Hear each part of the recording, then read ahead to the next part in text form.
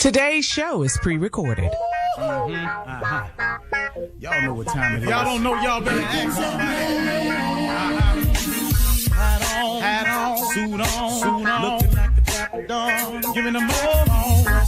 Dressed like $1 million bucks, things in its cuffs. Y'all tell me who could it be but Steve Harvey? Oh, yeah. Everybody out there listening to me. Put your hands together for Steve Harvey. Put your hands together.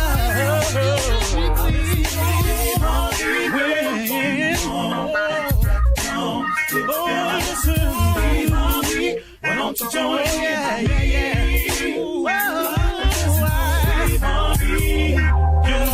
Y'all better give me some eggs right now. Join in me. Come with me, help me say. I'm so grateful. You gotta turn it on. Yeah, turn it on. Steve Harvey in the morning, y'all. So y'all can hear me on. Turn it up. Steve Harvey in the morning, y'all. Yeah. Your radio on. You gotta turn your radio on. Turn it on.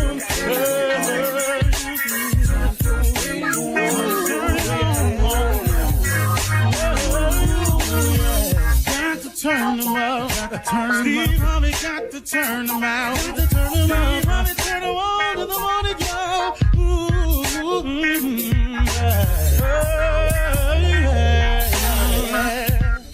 Come on, Steve. Come on. Do your thing, Big Daddy. I sure will. Good morning, everybody. You're listening to The Voice. Come on, dig me now. One and only Steve Harvey. Got a radio show. Well, I got to tell you something, everybody, and this is great news for everybody, that I'm going to share something with your principle of becoming successful at whatever level you choose. It can be successful in a relationship, successful in the family. Success is maybe considered to you becoming a homeowner. It could be being debt-free. Your ideal success could be $60,000 a year, $50,000 a year, $100,000 a year. It doesn't matter. If you're considering it, if you're wanting it, if you have a desire to become successful, I want to share with you the very beginning of that. If no one's ever done it, I'm going to say the beginning of it today. See, Scripture makes it very clear for us that the only thing you need to become successful is already inside of you. It's not an external need. God wouldn't do that to you. He puts the core basis of everything you need inside of you. So if you discover it, if you tend to it, nurture it, fertilize it, and water it, it grows, it branches out. Then it reaches out externally and it starts grabbing things outside of there to make it even bigger, stronger, better, last longer. But in the very beginning, you don't need anything. It's all within you. And if you cultivate your relationship with God, it comes out, it flourishes. Now, let me tell you, that thing that I'm talking about is a God-given gift that he has given to all of us. We all possess it. It is all within us. Everybody has a gift.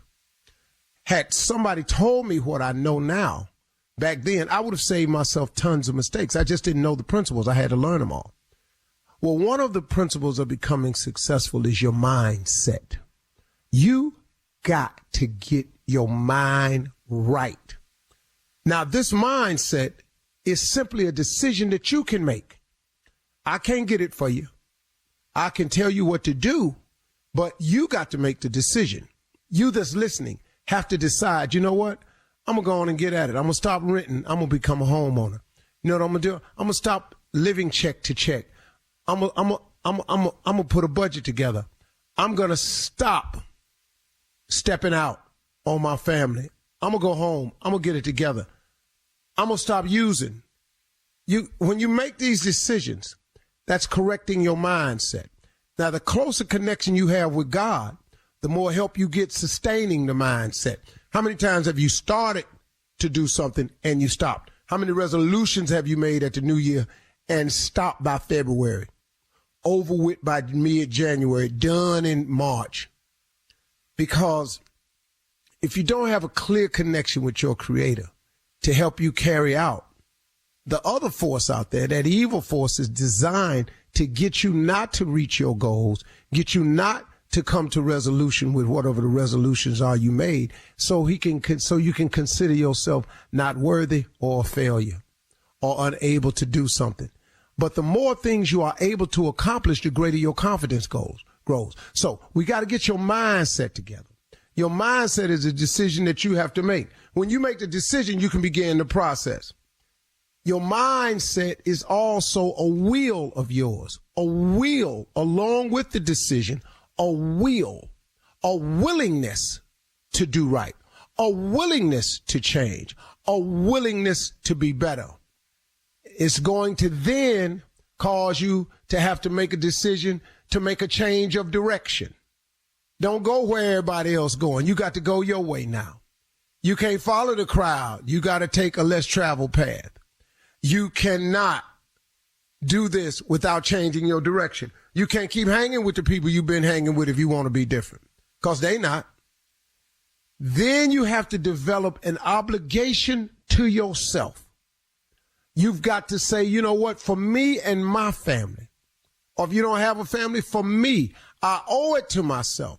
I have an obligation to myself to be the best me that I can possibly be, to be the best self that I can possibly be, to be the best father, the best man, the best husband, the best wife, the best mother, the best daughter, the best son, the best student, the best employee, the best owner. You have an obligation to yourself to give yourself a shot at the best life you can. That's an obligation.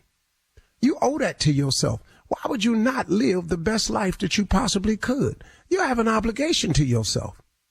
Why would you cheat yourself like that? Why would you take yourself and never allow yourself to see the goodness that's already in you, to have the abundance that's been promised to you, to go and explore all the riches out there that's available to you? And but one of the worst ways that you can rob yourself of the joy of your obligation is to keep comparing yourself to somebody else. Because guess what, man? That ain't your life. You ain't Jay-Z and Beyonce. You're not Oprah and Stedman. That's not who you are. Quit looking around at everybody else. That comparison of everybody else will keep you broken. It'll keep you unhappy. You won't even be able to be grateful for what you have because you steady talking about what you don't have. That's not the way, man. You have an obligation to yourself to be the best you can be, not the best them. You're not them. Stop trying to be them. Be the best you. It's cool. You got a nice little house. That's cool. You know how many big houses is empty and filled with hate and resentment? I'd rather have a smaller house filled with joy in it than to go to a big house. Man, Prince got a line in a song that says, I realized in its best disguise, a pretty house don't make a home. Man, don't you know I know how true that is. So I'm just trying to tell you. Now, another part of the mindset is taking dead aim at your life's goals and ambitions. What are they? What are your goals and your visions? What do you see for yourself? What do you dream about? If you knew you couldn't fail at whatever it is you were attempting, what would you go attempt? See, that's what we need to be after. It's a mindset, y'all. It's a decision. It's a will. It's a change of direction. It's an obligation to yourself. It's taking dead aim at your life's visions and goals. Come on, man. You got to get your mind wrapped around this thing. You owe it to yourself to live the best life you can be. Come on, man. Talk to God. God got something for you. You just got to check in with him. You're listening to the Steve Harvey Morning Show. Ladies and gentlemen, here we are. Another day, another blessing, man. So glad to be here, man. Have you told him thank you this morning? I'm going to be honest with you. I missed it a little bit this morning. Got up running this morning, got off to a jumpy start. So I want to just say thank you right now. I appreciate you for everything you've ever done for me, for the time you've given me, for all your blessings, seen and unseen, for all the rooms you entered me in with my name, and my name is being said in positive ways. I thank you. I thank you for my measure of health and strength. Thank you, God. I thank you most of all for letting me be here. Just another shot. I don't care how I go today, long as I get to going with it. Thank you. That's how I feel better now. Steve Harvey Morning Show, Shirley Strawberry, Carla Farrell, Mississippi Monica back off the plane. Junior, LaJuan, kill LaJuan Spates. Boy, if that ain't a ghetto name right there. Kill LaJuan Spates. It was fancy back then, though. LaJuan. Kill that boy back then, boy, he was damn near Spanish. Yeah. Ooh, we gonna name him LaJuan. Mm-hmm. Yeah, that's a good one. And the legend that is nephew Tommy. Junior LaJuan? What's on your mind? No, quit calling my name. I'm tired of hearing my own name. Cause I found out that I'm it, Unc. I'm it. That's it. I'm it. Yeah.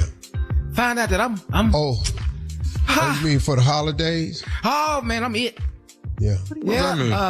What that means, Tommy, the list. You know, it takes him a minute to connect his jokes. We're going to be working on that. No, that's not a joke. This for real. 2024, no, this ain't even a joke. This for real, connection. No, this for real. Go ahead. I'm finding out that I'm it for Christmas. I'm paying for it. You thought of somebody. I'm paying for it. Yeah, I'm paying. Now, this sprung up on me yesterday. Wait, hold up, Junior. I'm paying for Santa. Junior. Oh, yes. Oh, Junior, what have you been thinking that Santa Claus really is coming with some free? Somebody's got to buy these You gifts. know how long we been Santa? No. That's what I found out. Yeah. I didn't know. See, now There is a Santa. For the kids listening, there is a Santa. Not my damn kids that's listening. Who kids you talking about? We got this right round here. What I say? Ain't no white man coming down my chimney. I tell you that right now. All about Well, it. Give me Junior, a black Santa. Dang. Junior, Yes, sir. let me ask you something, man. So now that you've discovered what did you think was going to happen this year? See, this is my first Christmas in this house, and they coming. I didn't know what was gonna happen, but I just found out that I'm it. Oh, yeah, they all coming. You got the new house, Junior. See, dog. Yeah. Oh, they're gonna break it in though. Get ready for that. They're gonna break it in. Your family's Junior, you got to have stuff under the tree for the Christmas kids. You got to go toy shopping. Yeah, Unc, I didn't know this was part of the deal. But this part of the deal. It's not in the vows, Junior, but some things are. Hell no, it wasn't in the vows shirt. I never said that when I was standing up there. Never. Some people some things you just know, you know, you just. Well, obviously you don't. Yeah, obviously. Clearly. Well, I'll tell you what, Junior, I bet you'll know in January. When the bills come. Yeah. They're gonna tear that damn house up. You're gonna need a new house in January. Coming up in 32 minutes after the hour, we'll hear from the nephew as he runs that prank back right after this. Yeah. You're listening to the Steve Harvey Morning Show. All right, it is time now for the nephew to run that prank back. Nephew, what you got? I've decided since I went to church and pastor wasn't there that, hey, I want my money back.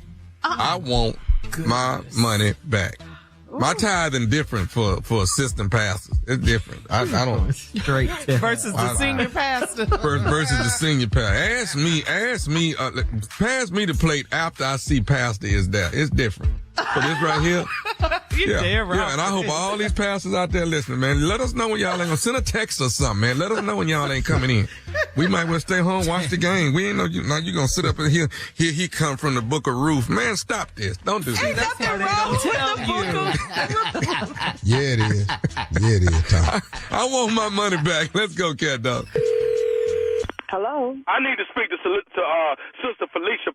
Okay, who is this? This right here is Glenn, all right? This is Glenn. Okay, I need to talk. This is Brother Glenn. Can I speak to Sister Felicia Bryson, please? Okay, sir. How did you get my number? I got your number from one of the deacons at the church. Okay, what deacon was that? I don't even know the deacon name. Listen, what I'm trying to ask you, can you reimburse me for some money that I put in church on Sunday? Okay, well, can you just calm down just a little, please, sir? Look, are you the financial person at the church? Yes, I am. So what can I do for you? I'm trying to get my money back that I put in church on Sunday. I put $100 in church on Sunday, and I'm trying to get my $100 back. Okay, well, did you not give from your heart? I gave from my heart what I thought was going to happen, but it didn't happen. Okay, help me help you. What you mean what didn't happen? What didn't happen, sir? Okay, Pastor wasn't there. Pastor was not there on Sunday, and y'all had this guest minister come in who I ain't like him at all, but the doggone the offering was before he even got up to preach. So I done already gave my offering, which was $100, and then I didn't even know Pastor wasn't there. You know what I'm saying? So here I am giving $100. I'm thinking, I know I'm going to get the word when Pastor there. But y'all put this dude up. He coming from, don't nobody come from the book of Ruth no more. He was at Ruth, Leviticus. He was all over the place. I want to get my $100 back. I ain't giving to that. Sir, do you not read the bulletin? I mean, how often do you even come to church? I come to church often. I mean, what does got to do with anything? Well, if you would come a little often and read the bulletin, sir, you would have known that Pastor took a vacation. He took a vacation, so everybody knew he wasn't gonna be there. Yes, sir. The regulars, the people that come regularly to church, they know that, sir. Okay, well I ain't know that, so I need to get my money back. Okay, what I need you to do though is calm down. I'm calm. I'm just trying to say I want to get my $100. I'm not giving that sermon I got on Sunday. I'm not giving no $100 for that. Well, sir, I cannot give you $100 back. Okay, we don't do no refund checks. I can't do that. Okay, I have to wait till Pastor get back in because 2 people have to sign the check. So I can't even do that for you, sir. Matter of fact, I'm not even at work right now. Okay, so how am I going to get my $100 back? Okay, sir, why don't you just call the church on tomorrow and then we can go from there, okay? I'm not calling the church tomorrow. I tell you what, you know what I'm going to do? I'm going to come up there tomorrow, and you're going to give me my $100. Either it's in a check or it's in cash. But you, Sister Felicia Patterson, you're going to give me my damn money. Hey, did you just cuss me? Say what? Sir, did you just cuss me? I just told you that come tomorrow, I'm coming up there to get my damn $100. Whether it's in a check or whether it's in cash. I don't care what it's in. Let me tell you something, sir. You ain't getting nothing from us. How dare you call here and cuss me, asking for some money back? You doesn't matter. You giving your money from your heart. It doesn't matter who up there preaching the word of God. You give because you love God. But have you ever thought to me like this? I'll strip you naked. You hear me? You know what? You better be glad this ain't 20 years ago because I'd have cussed you from A to Z. But thank God that he saved me because, you know, I ain't going to cuss you. But I tell you what I will do, young man. Whenever I see you, what you say your name is again? What's your name is? I'm Brother Glenn. Brother Glenn, when I see you, I'm going to give you the right for the fellowship. Do you hear me? Come on, say something. Because that's how you treat God's people. You have been talking to me ignorant since I picked up the phone. You ain't say, hi, ma'am. How you doing, ma'am? Can you help me, ma'am? No, you just start cussing and hollering at me. You don't talk to people like that. You don't even sound like a Christian. Christians don't do that. Do you hear me, boy? Now, you want something from people, you ask. That's what the word said. You have not because you ask not. You don't call here hollering at me. Do you hear me? I hear you. Come call here cussing at me. Oh, Lord, help me. Can I, Sister Felicia, can I say, I just want to say something else to you if you don't mind. Can I say something? You can't say nothing to me. But you know what you need to do? Go get you some manners. Yes, ma'am. But but there's one more thing I just wanted to say to you. Ain't no one more thing. Ain't no one more thing. Okay, but I just wanted to tell you this, Sister Felicia. I wanted to tell you. I told you. You ain't got nothing to tell me. Yes, ma'am. Yes, ma'am. But I want to say this though. This is nephew Tommy from the Steve Harvey Morning Show. Your girlfriend, Sister Doris, got me to prank phone call you. Oh, my God. Whew.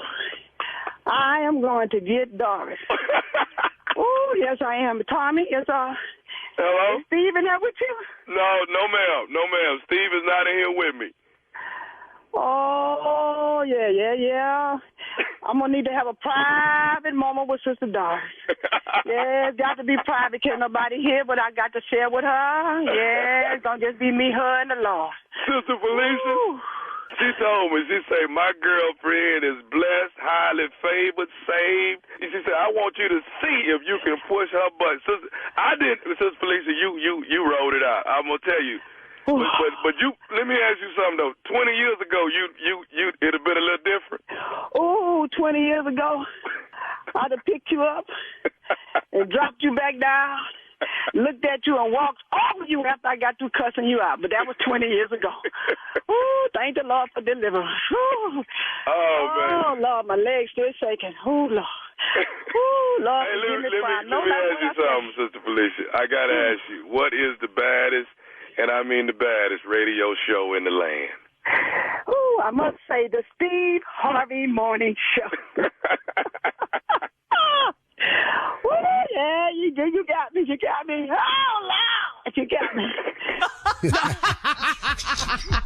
Thank you. All right. Thank you, nephew.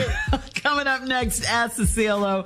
You're listening to the Steve Harvey Morning Show. Coming up at the top of the hour in entertainment news, Erykah Badu is on the cover of GQ Germany Men of the Year issue.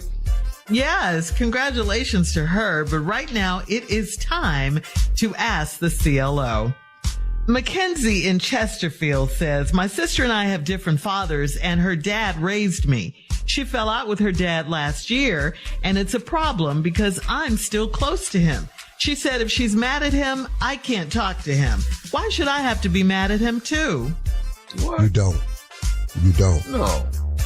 You don't. And don't let her put that on you, man. No. Keep that relationship with that man. That man been good to you, man. You owe him that. You know your sister crazy. No, good and hell well she crazy. She ain't got no damn friends. She ain't got no relationships. She always ending stuff. That's her problem. Because let me tell you something, man. If you can fall out with your mama and stay mad at your mama, it's really something wrong with you. You're a different kind of person, man. Bruh, it really is something wrong with you. If you can't work through it with your mama, it's something wrong with you, man. And then, and your daddy, you know, if daddy ain't did nothing vile to you, man, work this out with your parents. What's wrong with y'all? Y'all gonna mess with, cause let me tell y'all something. And everybody on this show can tell you this right here. You're gonna lose one of them people one day. Boy. And you're not gonna believe it. You're not going to believe it. I'm telling you right now. These people that brought you in that world, that gave you life, that sacrificed for you, and then you mad because they did something. Okay. You know, you got to remember, they ain't just parents, they're humans too. What is you over there having Thanksgiving with Melvin for? I told you I went on food with Melvin no more. Didn't I say that? What is you over there? Tell me where to eat. With my dad. No, good and hell well, Melvin know how to fry turkey better than everybody. You already know. Come on in, Melvin. Go ahead, Shay. All right. Moving on to Catrice in Tampa. Catrice says, I dropped my cousin off at the pool hall and I ran into an ex. We talked and had sex real quick in my car. I didn't think anyone saw him in my car, but my husband asked me about it. I think my cousin snitched. So should I admit he was in my car? Hell no. For real, I'm with you on this, CLO. Hell no. Lie. Should I admit he was in my car? Wait a minute, hold on, man. Hold. You didn't see him in my car? And you think I'm finna admit to that? Boy, that was a risk she took, though. Woo. But see, how ghetto is this whole story? Yeah. I dropped my cousin real off at quick. the pool hall. Yeah. What? When last time you Wrong done with that? No, yeah, it is. I didn't know Yeah, it pool is. halls was When- still open. I didn't. When the last time you dropped your cousin off at the pool hall? I've never done And that. I grew up around nothing but pool halls. Okay. This a hood ass story from the get go. I dropped my cousin off at the pool hall. What? Ran into my ex. And we had sex real But quick that's in my the car. problem. The U-Haul is the problem in the letter. The whole story. I dropped my cousin off at a pool hall and I ran up into my ex and we had sex in the car. Real I ain't quick. think nobody saw me. You real forgot quick. the real But then quick my part. husband asked me about it. Right What? there, right there. What? You don't see the ghetto going. So this is what we're doing now? Ghetto is moving right now. It's at full swing. Diamond in the backseat, sunroof top, dig in the scene with a gangster lean. Woo woo. Though you may not drive. Come on now. That song was playing in the back. Great big Cadillac, gangster white walls, TV antennas in the back. Yeah. This is terrible. How does song go with this? Oh, it don't. Oh. It's just, that song ain't got nothing to do with it. But I just saw in the car that she had. Oh, and this it came is to hood mind. your jam came to mind. Diamond in the back, sunroof top. Yeah. Had an old ass Galaxy 500. Yeah. Galaxy. All right, we're moving on to Porter in Cincinnati. Porter writes, my wife's friend has flirted with me for years and my wife just blows it off. Her friend is getting more aggressive and she backed it up on me at a house party with my wife egging her on. I wanted to grab her by the waist, but I was afraid to take it there. Do I bring this to my wife's attention or keep playing along? Just go on and play Don't along. say to that, CLO. Hey, dog, act like you don't know what the hell going on. Act like you don't even get it. Matter of fact, stop writing in the radio shows. Don't do that no more. Because your wife's listening. Boy, act like I wanted to grab her waist. I know you did because the thoughts on your mind. Do not acknowledge this to your wife. Act like it don't mean nothing. Now, let me tell you what's going to happen one day, though. Yeah, She's how long gonna is catch he you going to be able somewhere. to hold out? No, he done. He already said he wanted to grab her waist. They get somewhere private. It's going to be some grabbing. It's going to be some grabbing. It's going to be some grabbing. Believe that. Girl, it's over with. doing As a matter of fact, he done wrote this letter just to, put a little feelers out there. He gone, though. He gone. And he like a friend. Steve, he's gone. Oh, he gone. He gone on the friend. Because it's new, it's exciting. He gone. Oh, okay. He gone. Anyway, right, he gone. And the girlfriend is doing it like she playing so she can get it in. But And the wife ain't saying nothing. is Girl, egging back it that thing on. up. She told her friend. What? Go on, girl. What is that Put it about? on him, Evelyn. Evelyn, put it on him. Because she think Hubert. Because she think Hubert don't care. But Hubert is really paying close attention. Because Gwen got one more time. Now Evelyn is letting this go on right now. But Herbert gonna keep her. Gwen gonna back it up one time. Herbert gonna be busy. Don't graze me. Don't graze me. I'm telling you. Don't graze me. Go ahead, Shay. Grab him by that waist and then, whew. All right, last one, Steve. This is from Bailey in Shreveport. Bailey writes, I'm planning a girls' trip for New Year's Eve. I just found out that 2 of my friends are sharing a man and they don't know it. Another friend said we need to tell them before so it doesn't ruin our trip. What should we do? Do we tell them or not? But it's gonna be a girls' trip. So if it's gonna be a girls' trip, how is it gonna ruin it unless y'all planning on bringing it up on the girls' trip? Thank you. Well, yeah, they'll probably talk about their men and, that's what right girls there. do. Yeah. Shut your mouth. Yeah. We talk. Shut your mouth. Shut your mouth. But I don't know everybody's why talking y'all about feel their man. why do y'all feel the obligation to run your damn mouth? That's Ladies, what we do. Shut up sometime. We can't do that. And it feels so good to be able to tell y'all, just shut up sometime. That's what I want to say at my house and I can't. Shut up. You can say it all you want. We're not going to do it.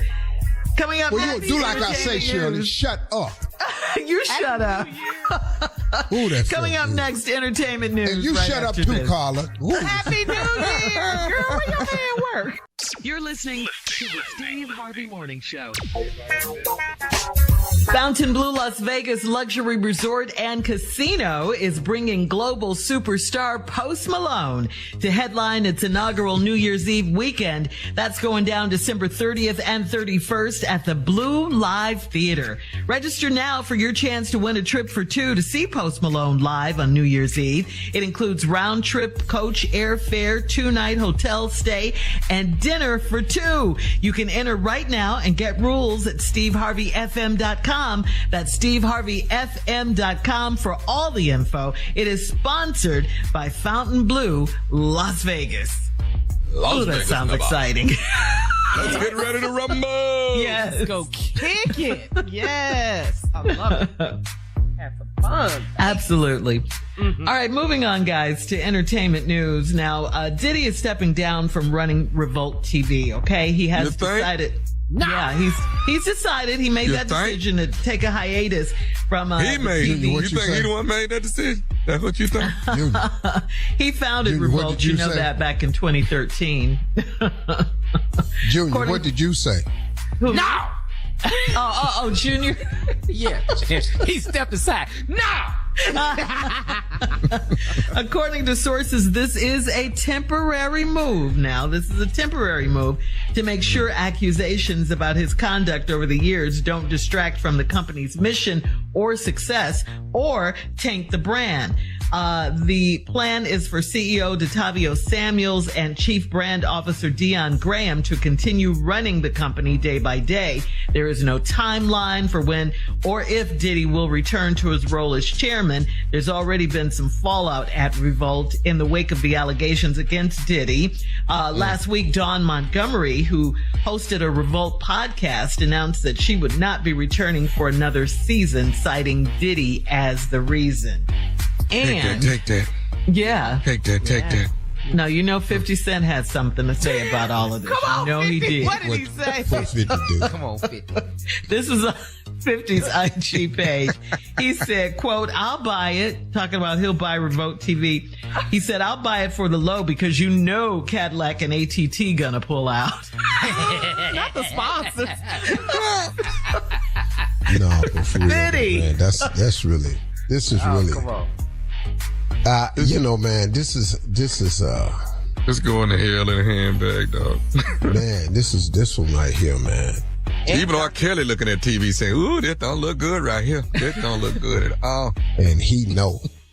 Yeah. Man. I think, you know, man, there should be a way for these, for people to pay for their crimes, you know, do their time, you know, and get a chance at redemption, you know, for everybody. You know, everybody deserves a chance at redemption. You might well go on. I'm not saying Puffy doing time or nothing, but that ain't what I'm saying. Also, Capital Preparatory School ended their relationship, Dr. Steve Perry. With, did they? Mm-hmm. Yeah. Yeah. You ain't Once you come around this school, snowball no damn. let me tell you something. This snowball just getting started. This thing gonna go down the hill. It's gonna be avalanche in a minute, man. This is a tough one. Yeah. This is a tough one. Also, because in this culture we live in, even the just simply the accusation, you know, which goes against everything that the country is supposed to be built on. A person is innocent until proven guilty. But in this country, that's not how we are. As soon as you get the accusation, they just start taking stuff from you. Yeah, the court of public opinion condemns you and all of that. You're right. Mm-hmm. But his actions on paying so quickly the next day. That didn't help him. I'm just want. And no. Remember what his attorney said. That is not an admission of guilt. Remember that. 30 million? His attorney said that. Yeah. Okay. Is it 30?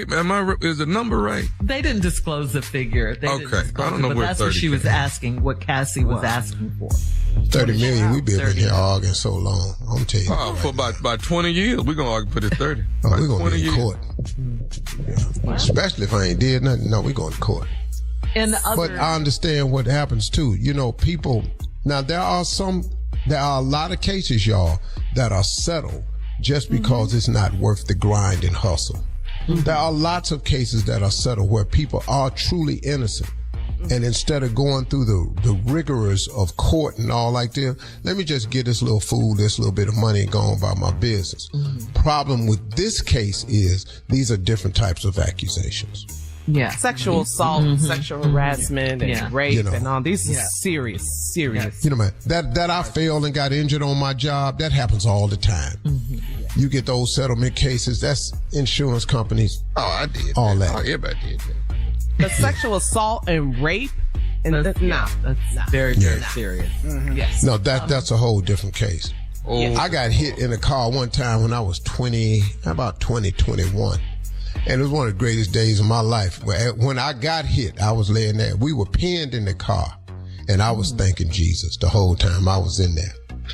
Not for saving me, but for the money I knew I was going to get off the case. Oh, my God, for your settlement anyway. Yeah, I was pinned in the car. They had to get the jaws to get us out. But I was thanking him the whole time because I knew the money that I wasn't even hurt. I was in there just as comfortable.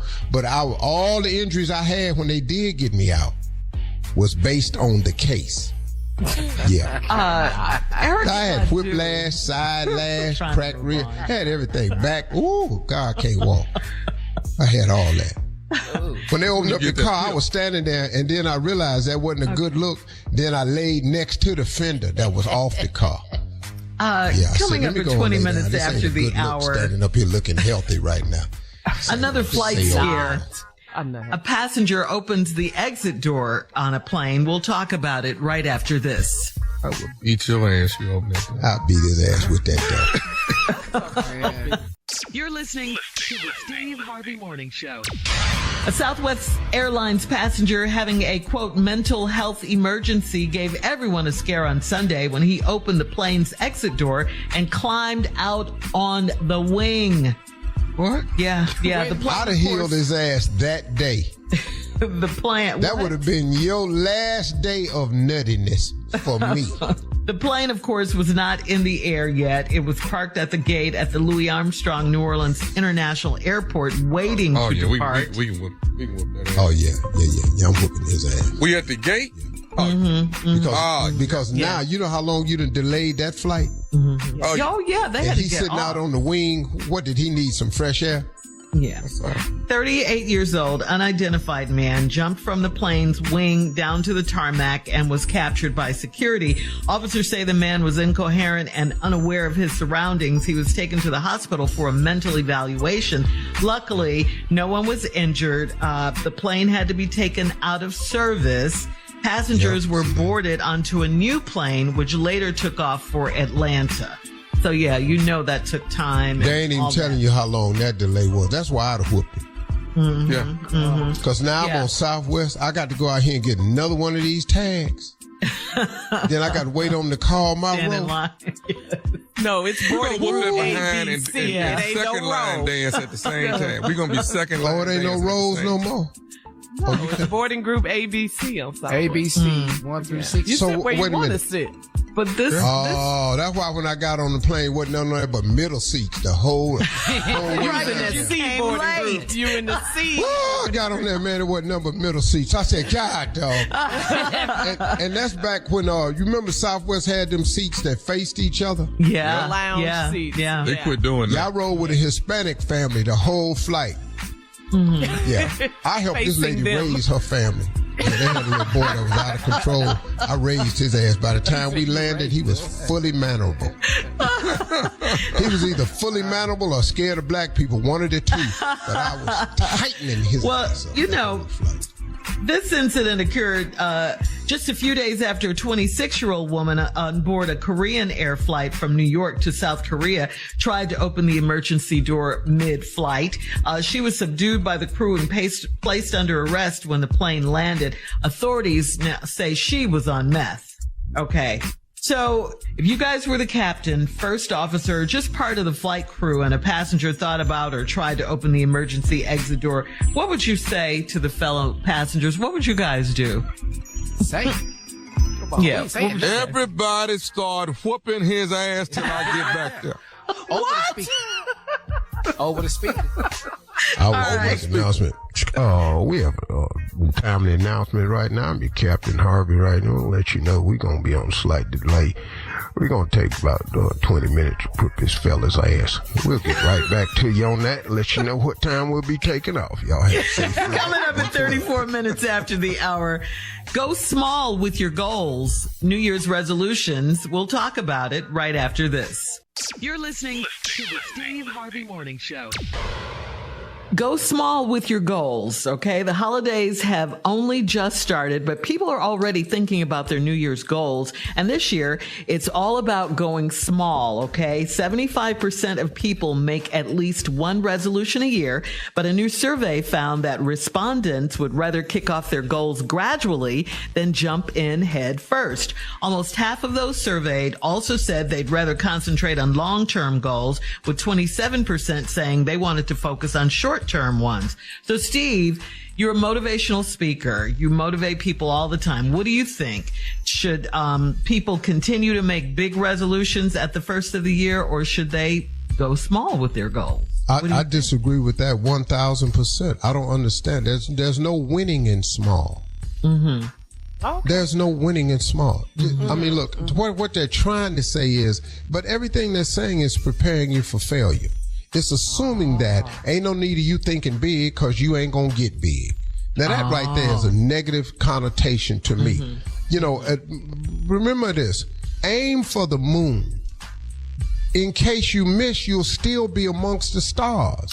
Yeah. But if you aiming for the fire hydrant and you miss, you down in the damn dirt.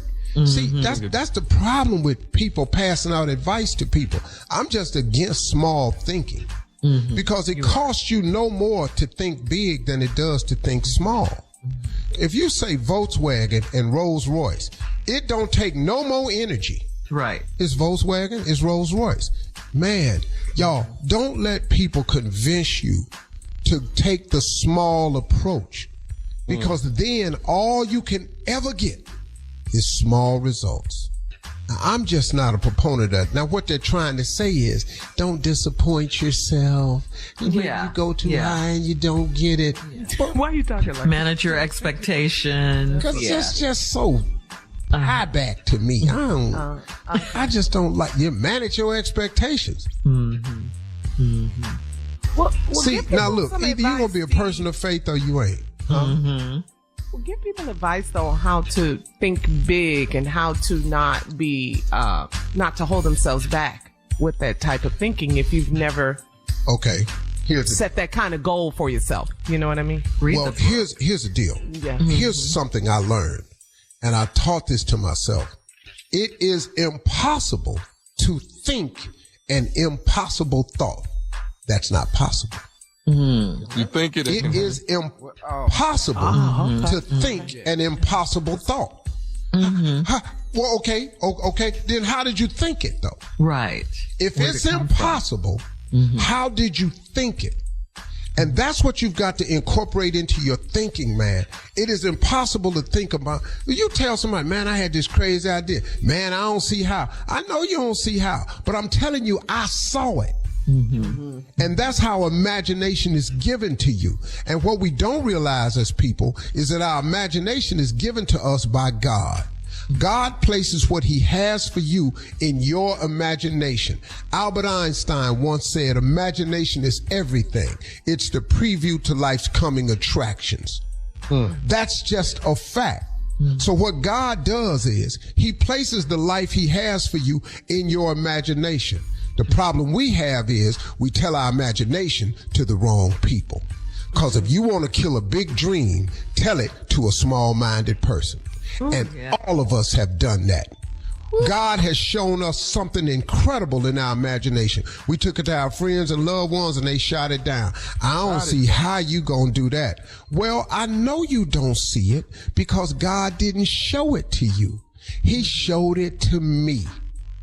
And I'm going to trust on that fact right there. If I thought small, there's no way I get here today.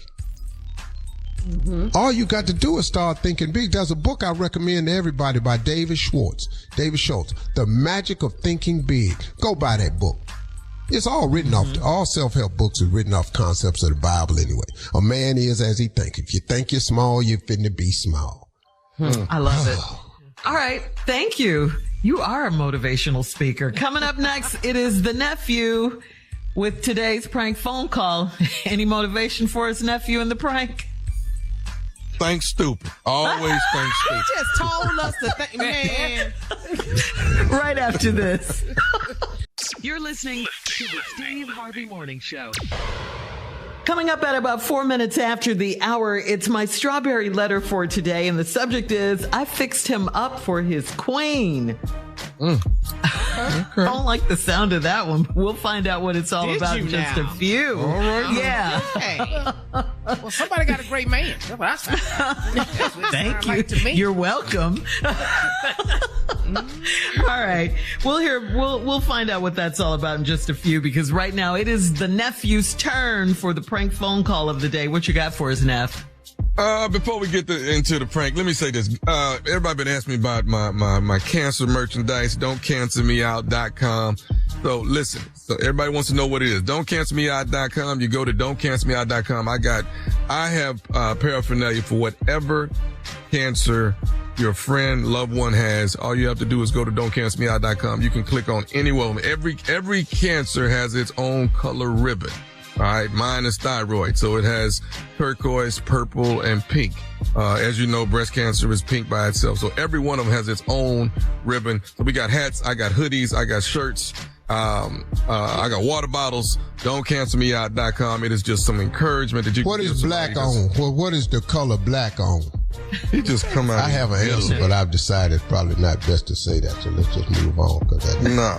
And when you know he's filtering himself, nephew. Yeah, I had something for that. Go to don'tcancelmeout.com. Right. I'm not playing with this foolishness. Don'tcancelmeout.com. It's a great gift to give somebody. It's some great encouragement for somebody that's going through the storm.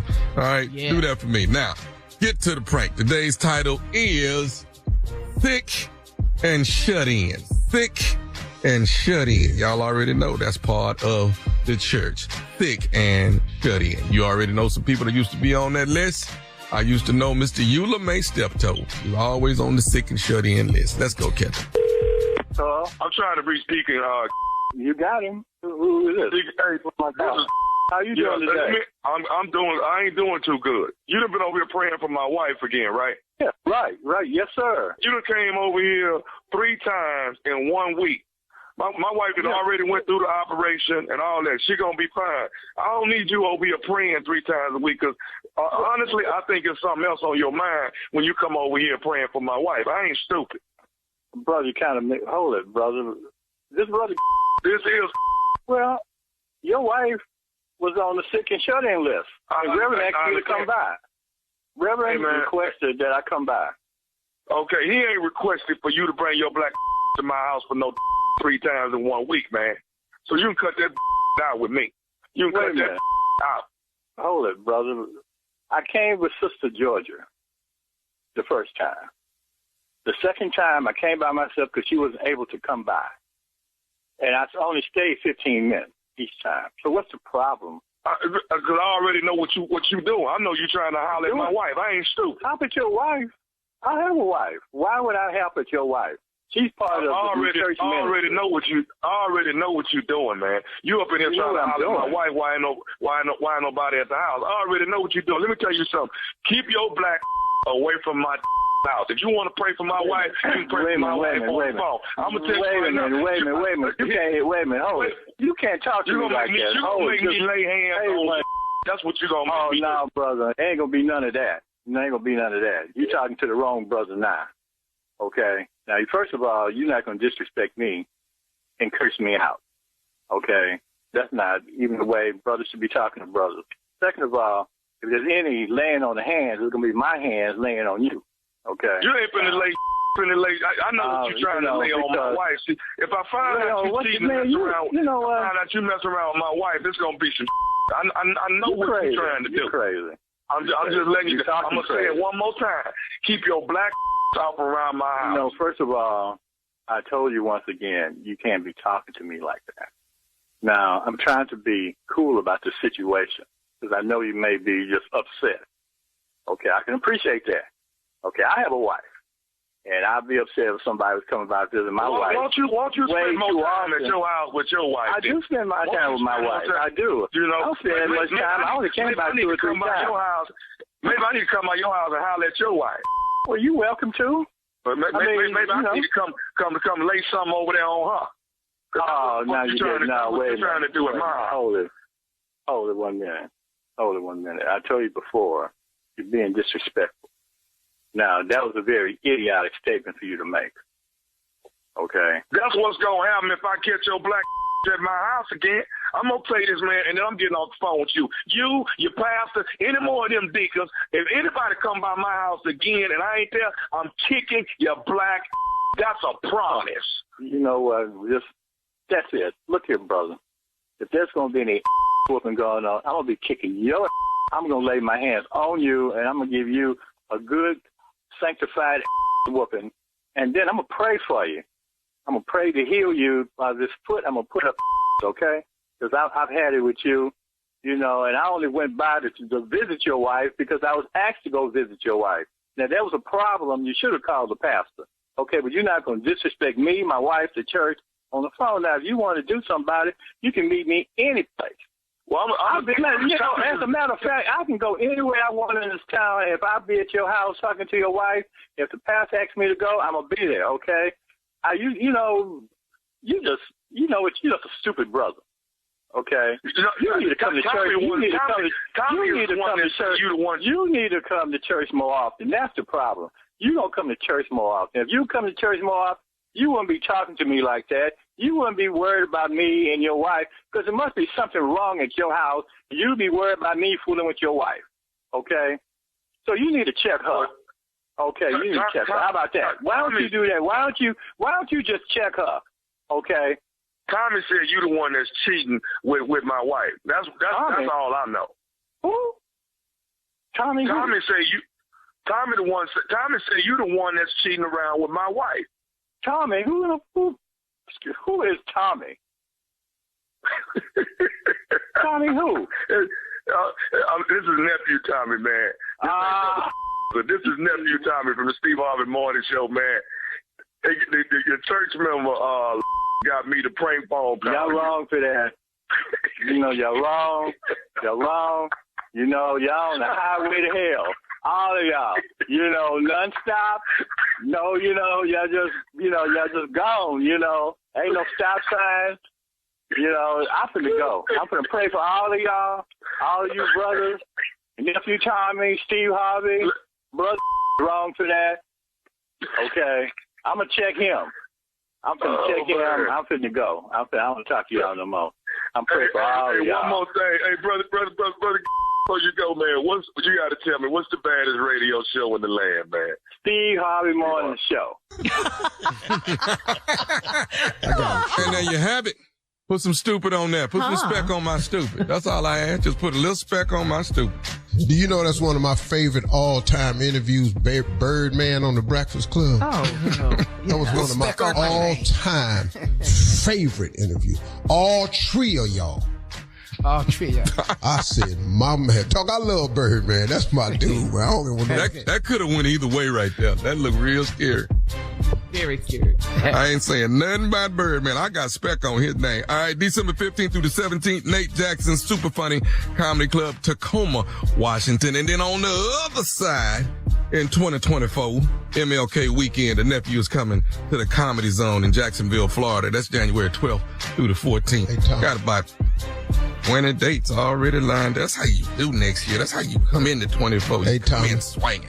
Yes, sir. Tommy, I'm going to put a tattoo on my face and start talking crazy to people.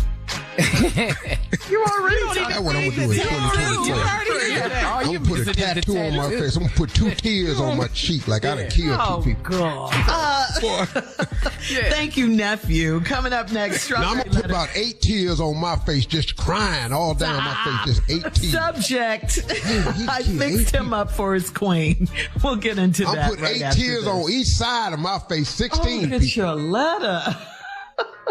You're listening to the Steve Harvey Morning Show. It is time now for today's Strawberry Letter. And if you need advice on relationships, work, sex, parenting, and more, please submit your Strawberry Letter at steveharveyfm.com by clicking on Submit Strawberry Letter. We could be reading your letter live on the air, just like we're going to read this one right here, right now. And you never know, it could be yours. It could be yours. Buckle up and hold on tight. We got it for you. Here it is. Strawberry Letter. Thank you, nephew. Subject, I fixed him up for his queen. Dear Steve and Shirley, I got married when I was 26 years old, and we only lasted for 4 years because of the way my husband was raised by his mom and grandmama. We moved in with his mother after we got married, and she cooked for us, washed our clothes, and did all of the household chores. I used to try to clean up the kitchen after she cooked, but she wasn't having it. I could not wait to get my husband away from his mom and grandma and into our own apartment.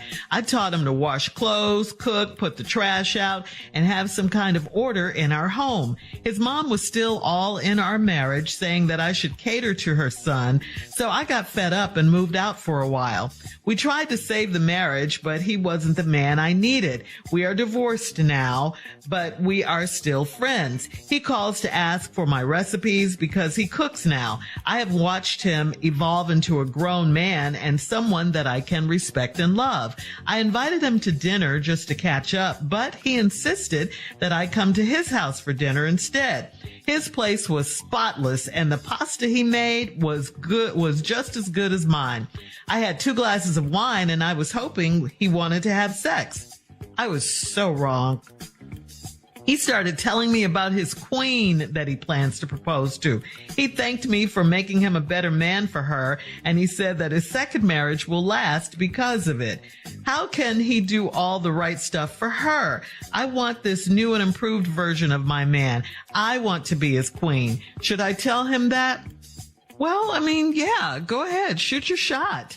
Of course, you can tell him how you feel and see where it goes, see how it turns out. I mean, you guys were really young when you got married, and he was still a mama's boy, and his mom was too much in the business, you said, but all that has changed now, thanks to you.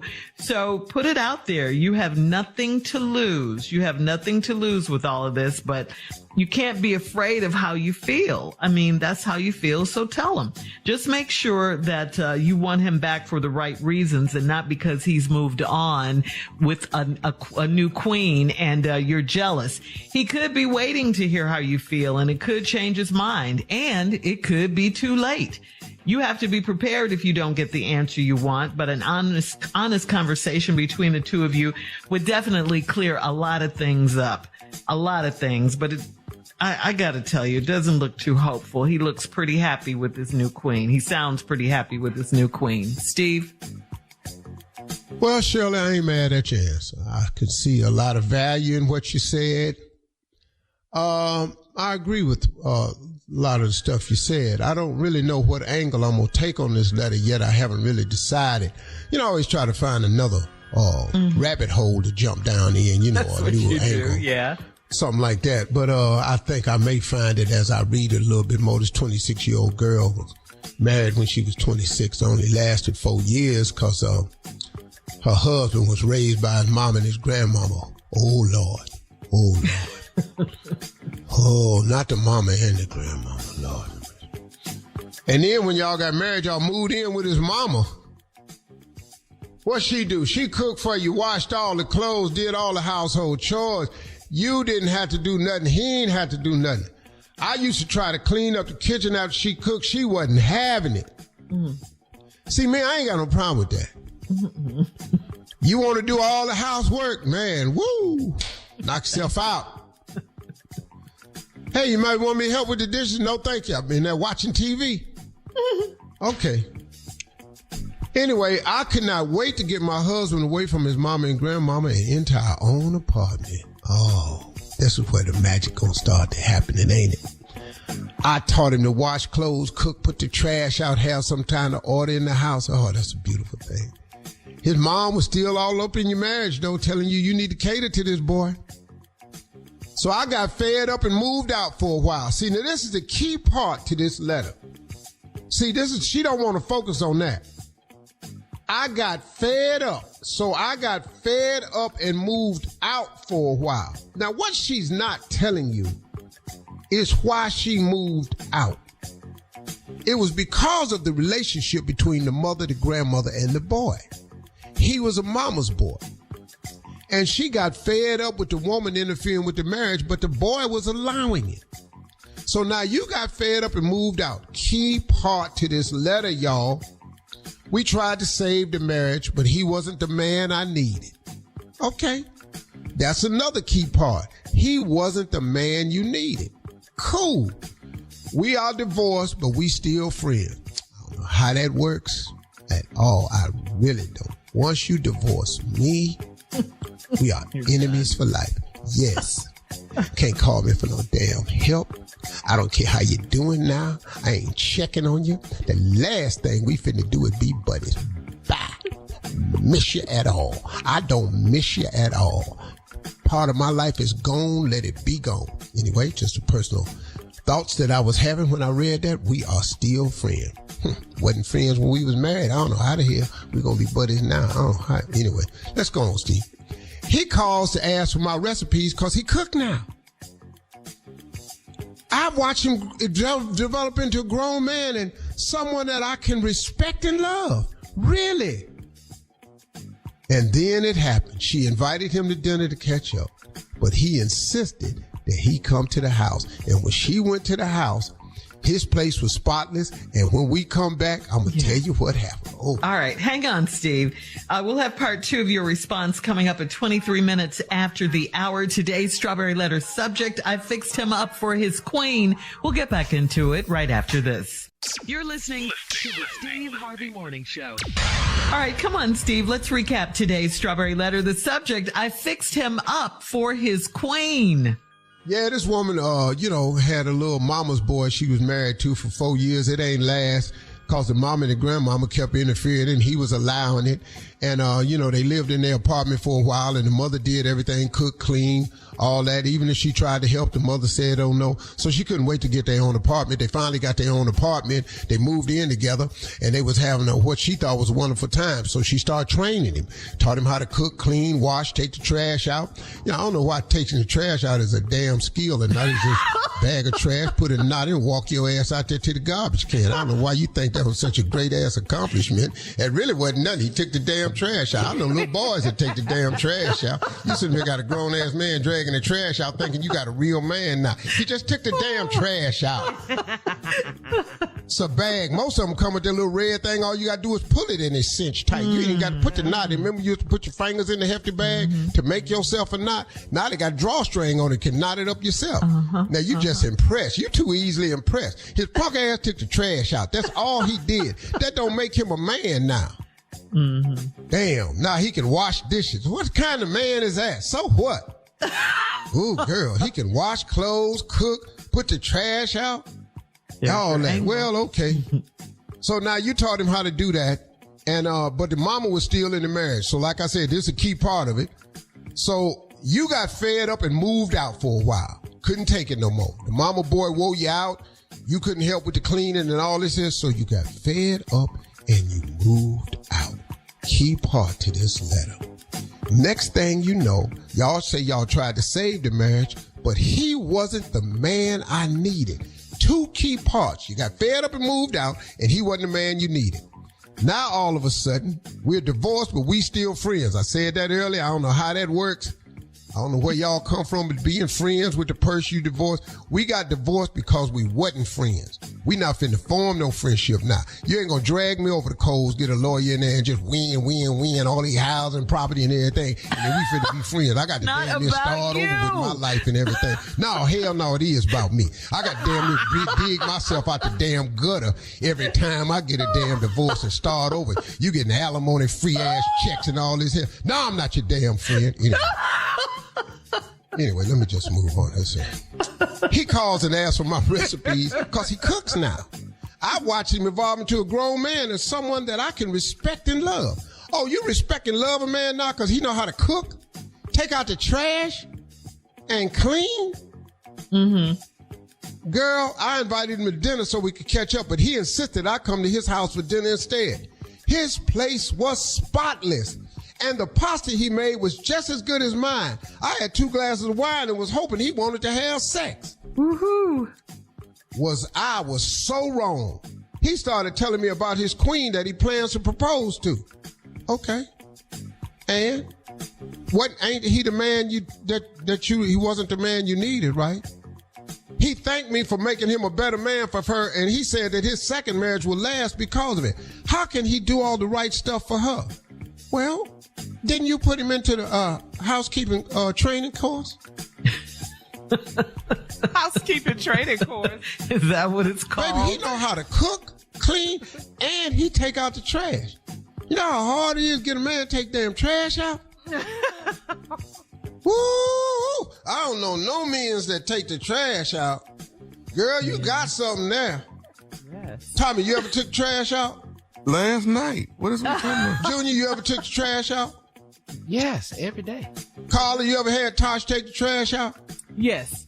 I don't do no damn housework till she tell me to. How is this about you? Now, the problem I had was she asked me to take the trash out. I ain't know where the damn garbage cans was. I was outside about 15 minutes. Rich behind. Walking around trying to find these damn garbage cans. Anyway, how can he do all the right stuff for her? Because you put him in the housekeeper training course. I want this new and improved version of my man. I want to be his queen. Should I tell him that? Well, Shirley's right. You should tell him that. But he don't want you. You know why he don't want you? Because remember when you moved out for a while? A man don't forget that. See, soon as it get rough, you quit. So since you putting people in the housekeeping training program, maybe you should have took that course down at DeVry, the how to hang in there when it get rough course. See, you should have took that course. But oh no, your ass moved out. And then you tried to save your marriage while you was moved out. That didn't work. Because the mom and the grandmama was in his ear and she done left you like this. Boy, you don't need nobody just get up on you as soon as they start thunderstorming outside. And it made sense. So now he don't want you. Oh yeah, he cooking and cleaning, making pasta and all that's here. But he still might not be the man you need because all he did was graduate from the housekeeping training course. You never went to DeVry and took the how to hang the hell in that course. That housekeeper training course, I'm telling you right now, is very expensive. They offer it at New York NYC now. You can get it down there. Emory has it coming in this right here. Really? The housekeeper training program. That's brand new. And that's what, should I tell him that? I want to be his queen. He don't want you. It ain't going to happen. It's over with. It's a wrap. He got somebody else. Leave your comments on today's Strawberry Letter on Instagram at Steve Harvey FM. He's still a mama's boy, though. You don't know that, though. Check out the Strawberry Letter podcast on the free iHeartRadio. This house was spotless because his mama came over there and cleaned it up right before you got there. Coming up next, Sports Talk with Junior right after this. You're listening to the Steve Harvey Morning Show. It is time now for Junior and Sports Talk. What you got, Junior? Pimpin'! Talk to me. It don't take long. I'm here, baby. What's happening? What's up, Junior? Pimpin' want to get ladies, these how y'all doing? Man? Everybody good? You looking good? I sure like the women on this show, man. Looking at these women on this show, it's like Neapolitan ice cream. Got some vanilla, some strawberry, and some chocolate. You got to be a player ringing that, man. Pimpin', what's that you got on, man? What's this you wearing today? You don't see it? The whole coat is cauliflower. Cauliflower pimp. You ain't seen this one, have you? A vegetable coat. No, they see that. That's nice, man. I call it vegan-licious. Yeah, I had a white girl make it. I had this white girl I know make it. She a vegan. She made it for me. Yeah. Man, that's good, Pimpin', man. Well, let's get to it, Pimpin'. Yeah, she saw that fur I had on last week and she vomited. So I said, well, what you gonna make me then? I'll take the fur off what you got. So she made a cauliflower coat. Yeah, I'm gonna have my mink on next week, though. I don't give a damn about You back. I'm back. Peter ain't got nothing to do with me. Peter. All right, Pimpin', man, get to it, man. Yeah, I ain't never seen no mink pet. Let's get to it, Pimpin', man. Seahawks, Cowboys, Pimpin', what you gonna go with, man? Cowboys. Yep. Okay. Come on, Dak. Here we go. Chargers, Patriots, Pimpin'.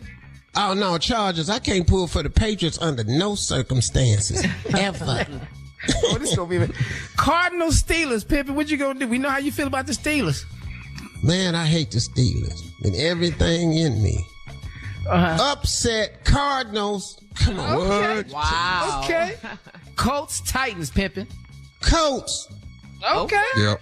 Here you go, Good choice. Pimpin'. Man, just pull for us this week, Pimpin'. Broncos, Texans. Could you please pull for us, Pimpin'? I sure will pull for you, but the Broncos. Don't be begging him, Junior. Man. No, man, they just beat the Browns. Ain't no way in hell they gonna come out and let Texas win. Come on, Russell. Okay, here we go. Lions, Saints, Pimpin'. Man, come on, Detroit. Here we go. Who that? Falcons, Jets. Oh, man, I live in Atlanta, too. So, Come on, Pimpin'. Atlanta, so they don't break in when I ain't there. I'm gonna go with Atlanta.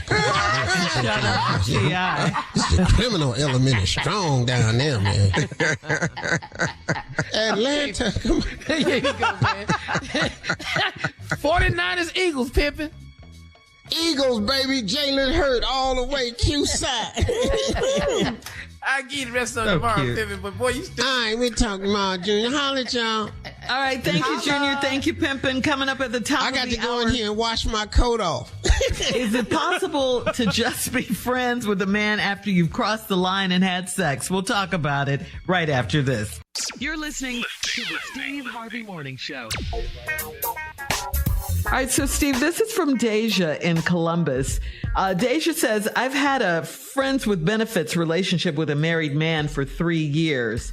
I started dating another man, and my married guy said he doesn't like to share. He said if I start sleeping with a guy I'm dating, he will cut me off. I value our friendship, so I hate we started sleeping together. Is it possible to just be friends after crossing the line? Nope. Gone by with them benefits. Nah. The benefits gone. Nope. The whole time y'all talking friendly, he gonna want to be more friendly. Yeah. So then, are they friends or not? No? No, they ain't never been friends. I see why she thinks she dating a married man. What he need a friend for? He got a wife. You not there for friendship. That's what she thought. Every time y'all was being friendly, talking and laughing, how did it end up? Naked. He said naked. I come my clothes on the In the floor. bedroom. So no, little girl, but then you see, you not that smart. A married man told you he don't like to share, but he's being shared, but he done told you he don't like to share. Yeah. Okay, cool. And now you trying to work it out. That don't make no sense. Little girl, go do your life. Yeah. He ain't finna leave his wife, so go do you. I got you in that thing. That ain't no problem. I don't care nothing about that. I ain't being judgmental. But go do you. Stop. Quit telling him everything. Okay. Just go see the other dude. Yeah. Good advice. Why you telling him? right, and be friends they're with a married man. friends. You don't How you owe gonna be him Because friends if he with was a your married friend, man? if he was truly your friend, he would want the best for you. Exactly. Move on. But he don't. He want the best for him. He's not your He friend. wants his nakedness. All right, we have time for another one, Steve. This is from Ramonda in the Bronx. She says, I had a silly crush on a man for years, and my husband knew it and teased me about him all the time. It's been years since I've seen the man, but my husband and I ran into him at a concert. I was so happy to see him, and I guess I brought it up too many times to my husband because he told me he didn't want to hear about the guy anymore. I think it's because the man is still in shape and handsome, and my husband has some health issues. Why did he switch it up on me like that? Has he lost his sense of humor in his old age? No, he just sick as hell. You just said he has some health issues. Sick ass people don't laugh a lot. You ever noticed that? She said he has some health issues. She didn't say what Well, you he's sick said. as hell. You know what health? What is a health issue? If you healthy, you ain't sick. You see, health issues create sadness. You be trying to laugh, you be going, That's what happened when you try to laugh when you got health issues. You. Or you start laughing. Start gasping for air. No. Could be. Well, Shirley, you saw me when I had health issues when you was at the house talking about my fat ass was going up them steps wheezing. See, then that's when I knew. Was that's that when I knew I had health issues. But then I would have motivated me. Look at me now. I'm 16% body fat thanks to Shirley. You're welcome. Because I didn't know my fat ass was wheezing until I heard her say it. Then when I found wheezing. Yes, I was going up to say, damn, Steve, what's wrong? I just ate a whole ham. I don't know why I'm wheezing like that. I must have had that ham. So that's what. So, what do you tell this woman, Ramonda in the Bronx? Why did he switch it up on her like that? Has he lost his sense of humor in his old age? Yeah, he ain't healthy no more. Ain't nothing funny when you hard to laugh wheezing and hard to laugh when you got high blood pressure. You can laugh when you got high blood. Do you know how many black people have high blood pressure? I had high blood. You got to stop and start laughing. Your head start feeling like it finna pop. You can't laugh real hard when you got high blood pressure. I tell you right now, head start throbbing. I had high blood pressure. I'm telling you what I know. Oh God. Yeah. He done lost his sense of humor because the boy you got the crush on, he's still in shape. Yeah. And you want him too. Handsome. You're looking at your little fat, sick ass husband. You're going, damn, I could have had a V8. All right, coming up in 20 minutes after the hour, we'll have more of this ignorant show right after this. You're listening to the Steve Harvey Morning Show. On Monday night's episode of Nightcap with Shannon Sharp and Chad Ochocinco, they mentioned Megan Thee Stallion, and Shannon gave explicit details of what he'd like to do to her. Now, Shannon's remarks did not go over well with his podcast fans, and ESPN even issued a statement. ESPN said, quote, love Shannon, but this is wildly inappropriate. He is employed by ESPN. They don't play that. He needs to tone it down on these types of comments. It's not the 90s anymore. That's right. Okay, who said that? ESPN. Yeah. ESPN said, that's all, the whole quote from ESPN. Okay. Oh, wow. It sounds like somebody else was saying like they don't play that. About ESPN. Yeah, but that's not, the whole quote is ESPN. Okay. Well, tone it down, buddy. Wow. I'm trying to find his number right now. I like Uncle watching Steve him. They call him Unc, but I'm the real Unc. Yeah, you are. I'm finna call Lil Unc and have a conversation with his ass. You gonna mess around and mess your money up. Yeah. Out here messing around with Ocho. Yeah, and saying things like that. Ocho, no show. So are you thinking, are you saying Chad Ochocinco is influencing Shannon to bring this out in Shannon? Shannon be classy every time I see him when he on there with Stephen A. And Shannon's a great dude, man. Shannon Sharp is a great dude, man. Wow. All right. Coming up next. This is what happens when you don't take a bath. This is what happens when you don't take a bath. It just get dirty. We'll play a round of Would You Rather coming up at 33 minutes right after this. You're listening to the Steve Harvey Morning Show. It is time now for a round of Would You Rather. Would you rather do two laps in a race car at 300 miles per hour, or would you rather zip line over the ocean? The ocean? Yeah, the ocean. Where does that end at? No, the damn ocean. It don't really matter to me because I'm gonna be passed out in either situation. I'm not even gonna be conscious because my ass gonna black out either way. No. Junior, race car or zip line? I'm gonna be on that zip line. They gonna be talking about, he dead. It's just 2 laps, race car. 2 laps, don't end. But this ocean don't end. Hold up, dog. 300 miles per hour. Uh-huh. That's a lot, dog, but still. 300 laps. I was just at Formula One. I watched this 180. No, Lord. It's out of control, huh? But when we get through with these 2 laps, your ass is still over the Pacific. Zip lining. No, I'm not zip lining. What is option C? It's just 2.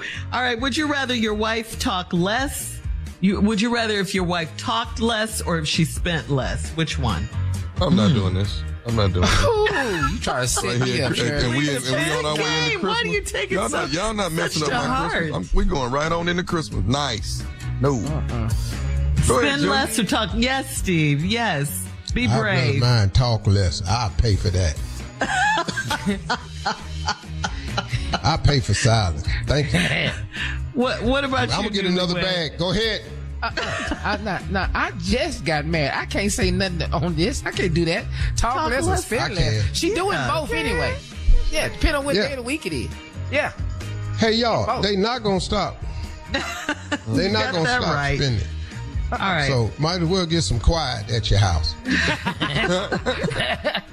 Would you rather eat whatever you want without gaining weight, or would you rather say whatever you want without any consequences? B. Okay. B. Let me say it. Please. I'll be back on stage next Friday. Please. No consequences. No consequences, yes. Boy, let me tell you something. Please. Don't worry about the eating way. I'll take my fat ass right on back out there. Please. But you like food, though. You love food a lot. I don't give a damn. You wouldn't gain weight or anything, Steve. I don't care about that. I don't care. I'll keep cold plunging. I'll work with that. Just let me go out here Friday and say everything and ain't no consequence. I'm telling you right now, all these groups need to tune in. Everybody that's in the group. Every nationality need to tune in. If you're overweight, tune in. If you're short, tune in. Come on, tune in. Tune in. Yeah. All right. You driving with a sticker hanging on your rearview mirror. Tune in. All right. I'm gonna have it for everybody. We'll be back with our big lip black remarks. people. Tune in. I'm gonna start with me so everybody get comfortable with it. From the one and only Steve Harvey right after this. You're listening to the Steve Harvey Morning Show. All right, guys, it's time for us to close things out. It's our last break of the day. And before we get out of here, Steve, I know you have some closing remarks for us. Shirley, enlighten us. I'd like for you to read that little story you read earlier today. All right. It says, go small with your goals. The holidays have only just started, but people are already thinking about their New Year's goals. And this year, it's all about going small. 75% of people make at least one resolution a year, but a new survey found that respondents would rather kick off their goals gradually than just jump into them head first. And almost half of those surveyed also said that they'd rather concentrate on long-term goals, with 27% saying they wanted to focus on short-term ones. So earlier in the show, Steve, I asked you, since you're a motivational speaker, do you agree with that? What do you think? And I said 100% I do not. Listen to me, folks. Stop listening to people who are not where you're trying to go. Stop listening to people who are not supportive of your visions, of your dreams, of your goals. If you meet a person that's constantly trying to short side what you're telling them, and when it comes to your ambitions and your dreams, you are talking to the wrong person. You have got to surround yourself with like-minded people. It is a horrible thing when I hear statistics like these, telling people to think small, have smaller goals. That makes no sense at all. It don't make no sense. First of all, just as a person of faith, as many of you are, why would you short God? Why would you think that God has some form of limitations? You either believe that God can do anything but fail, or you don't. But man, don't hedge your own bet. Why would you do that? You know, the saying is, aim for the moon. In case you miss, you'll still be amongst the stars. That's why you aim high. You know, set that weight goal in the new year. I'm going to lose 20 pounds. I'm going to lose 15. I'm going to lose 30 pounds. Set that number. That's the only way to achieve it. The Bible says a man is as he thinketh. If you think small, guess what? You're going to be small. You cannot be big thinking small. I'm sorry. If you let anybody tell you to think small, they're doing you a disservice, folks. they're doing you a serious disservice. And it's amazing, man, how many people get away with this. And then they come up with statistics. 75% of the people say they're going to lower their expectations. Half of them don't ever accomplish their expectations. And 27% say they want to start off with short-term goals. Okay? Do you know what I've always wanted to be in my life? I wanted to be in the 5%er club, because those were the people who seem to be doing the most to me. And I'm not talking in terms of just money. I'm talking about in terms of using your mental capacity to its highest level. Okay, let me share a statistic with you that I learned a long time ago. 5% of the people make 95% of the money in this world. This is just a stat I learned. You may find something that says something else. I don't care. I'm just telling you what I learned. It was somebody brought it up one day and I just kind of memorized it. 5% of the people in this world make 95% of the money. Then I learned another statistic, that the average person, when he dies, only uses 5% of their total mental capacity. And they die with 95% of their mental capacity never ever being tapped into. So I got to thinking one day. I said, if 5% of the people in this world make 95% of the money, and 95% of the people in this world die only using 5% of their brain power, then I went to start thinking. I said, well, man, I need to start using more of my brain power so I could get in the upper percentage. But if you don't make it to the 5%, let's say you make it to the 20%. Why not aim for the 5? Because if you miss, you can still be in the top 20. See, to think small, it serves you no purpose. It just doesn't, folks. And be careful listening to people who prescribe to that type of thinking, because it's not going to get you where you want to be. Because you got to aim big. You got to think big. You got to aim strong. You got to aim tall, because there's going to be some challenges along the way. There's going to be some setbacks along the way. And on this journey, man, as you get hit with this thing called life, you got to have aimed in a way so when you get knocked down, you ain't all the way down. Get back up and get yourself back together and get on track. And please, man, stop listening to people. I wish I knew who wrote this, because I can tell you one thing. I bet the person that wrote this thing that Shirley read today is not who you want to be. I promise you it's not. Because he done set up here and got himself a bunch of statistics together to justify why he is where he is. When I don't want a statistic to prove to me why I could fail. That's like people always talking about, man, you gonna just jump out there in the comedy, you need a plan B. No, I don't need no plan B. Everybody I know, can I share something with you? Everybody I know that had a plan B had to use it. Everybody I know that filled out a prenup had to use it. Because if you make any preparation for failure, that's exactly what's going to happen. I ain't never met a couple had a prenup that didn't use it, ever. Think about that for a minute. Y'all dream big, man. Don't let nobody stop. Y'all have a great day today. Talk to God. He'd absolutely love to hear from you. And I'm pretty sure he'll tell you to think big, because God can do anything. Come on, boy. For all Steve Harvey contests, no purchase necessary, void where prohibited. Participants must be legal U.S. residents at least 18 years old unless otherwise stated. For complete contest rules, visit SteveHarveyFM.com. You're listening to the Steve Harvey Morning Show.